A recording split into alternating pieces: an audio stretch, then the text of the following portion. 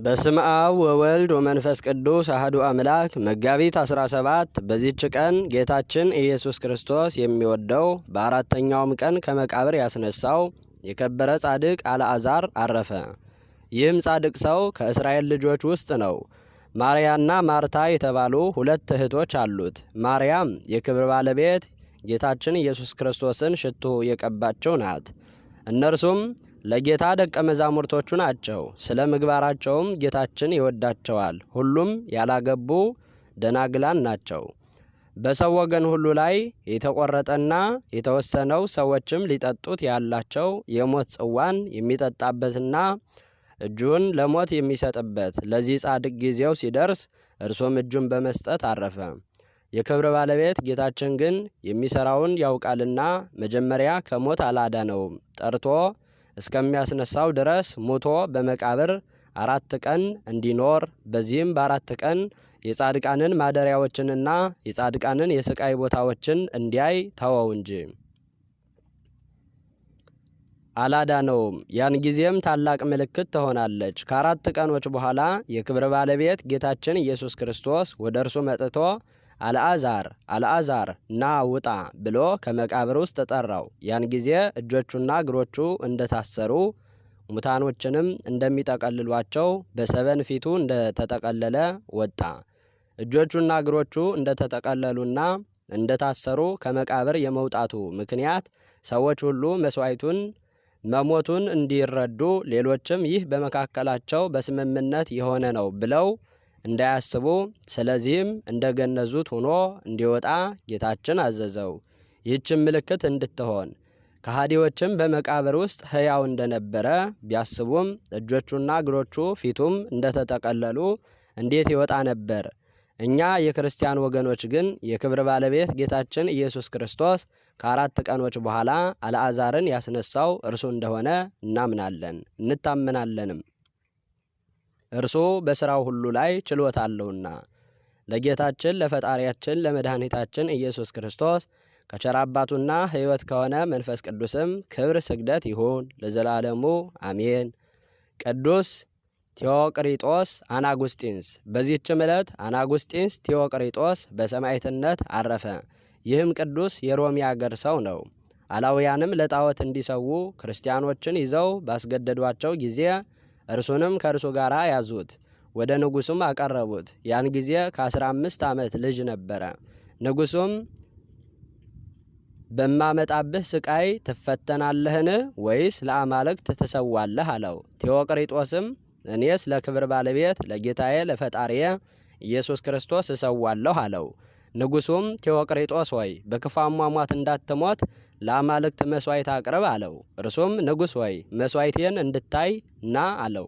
ንጉሱም ወደ ጣዖቱ ቤት እንዲወስደውና በዚያ እንዲሰዋ አዘዘና እርሱም በበር ቆሞ ቅዱሱም በጸለየ ጊዜ ንውጽውጽታ ሆኖ አስቀላጽዮስ የሚሉት አምላካቸው ወድቆ ተሰበረ። ንጉሱም እንደዘበተበት አይቶ አፍንጫውን ቆረጠው። አስረው በወህኒ ቤት እንዲያስገቡትም አዘዘ። በማግስቱም አውጥተው በብረት ምጣዶች ውስጥ ጨመሩት። ደግሞም ትልቅ ጉድጓድ ቆፈሩ። በውስጡም እንጨት ረብረበው ስጋው ከመለያያው እስቲቦጫጨቅና ቅልጥሙ ከአጥንቶቹ እስኪፈሱ ድረስ ወረወሩት። በዚህችም ሊያጠቁት አልተቻላቸውም፣ የመንፈስ ቅዱስ ኃይል ከእርሱ ጋር አለና። ከዚህ በኋላ አማልክቶቻቸው የሚበቀሉት መስሏቸው ከአማልክቶቻቸው ቤት አስገብተው በዚያ ዘጉበት።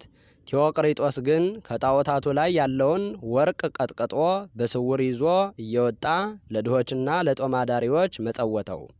ተመልሶ ሲገባም ደጃፉ እንደ ቀድሞው ራሱ ይዘጋል። በ8ኛው ቀን ንጉሱ መጣ። ከደጃፉም ሆኖ አየ። አማልክቶቹም ተጥለው ተሰባብረው የከበረ ቴዎቅሪጦስም ሲዘብትባቸው አገኛቸው። እውነተኛ ቴዎቅሪጦስንም የሆድ ዕቃው እስቲታይ እንዲሰነጣጥቁት አዘዘ። ደግሞም ወደ ጨዋታ ቦታ እንዲያስገቡትና በላዩ አንበሶችን እንዲያስገቡባቸው አዘዘ።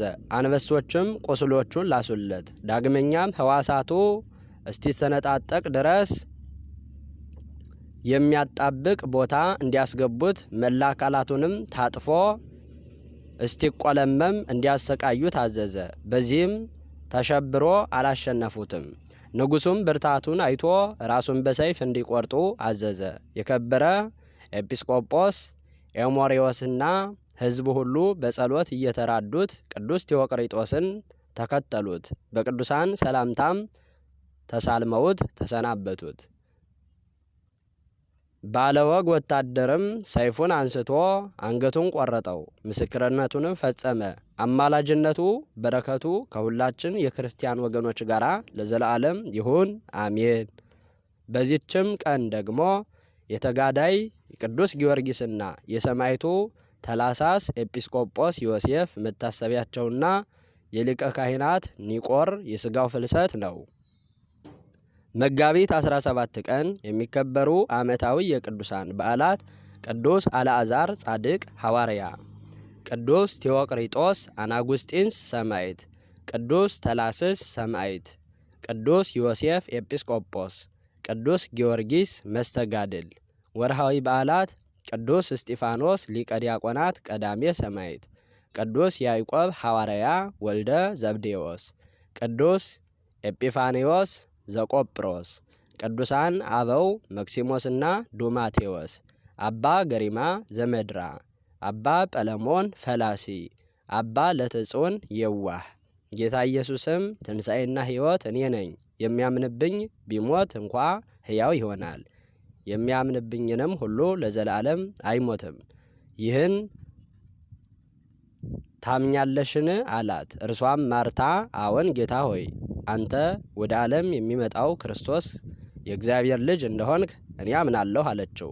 የዮሐንስ ወንጌል ምዕራፍ 11 ዘአቅረብኩ ማሕሌተ አዘኪሬየ አእላፈ ምለተ ጸምዱከ ዘልፈ ለእለ ያነብብ ታወከፍ ዘንድቴ መጽሐፈ እንተረሰይከ እግዚኦ ጸሪቀ መበለት ወቁፈ እምእለ አብኡ ብኡላን ዘተርፈ ነቢያት ቅዱሳን ሰባኪያን ሰማዕታት ጻድቃን መላእክት ትጉሃን ደናግል አዲዮ መነኮሳት ሄራን ባረኮ ባረኮ ጉባኤ ዛቲ መካን እስከ አረጋዊ ልሂቅ ወምንዑስ ሕፃን ለዘ ጸሐፎ በክርታስ ወለዘ አጸሐፎ እንዘይደርስ ለዘ አንበቦ ወለዘ ተርጎሞ በልሳን ሐዲስ ወለዘ ሰምዐ ቃሎ በእዝነ መንፈስ በጸሎተ እሙ ማርያም አራቂተ ኩሉ እምባይስ ወረ ይመሐረነ ኢየሱስ ክርስቶስ አሜን። ይማረን።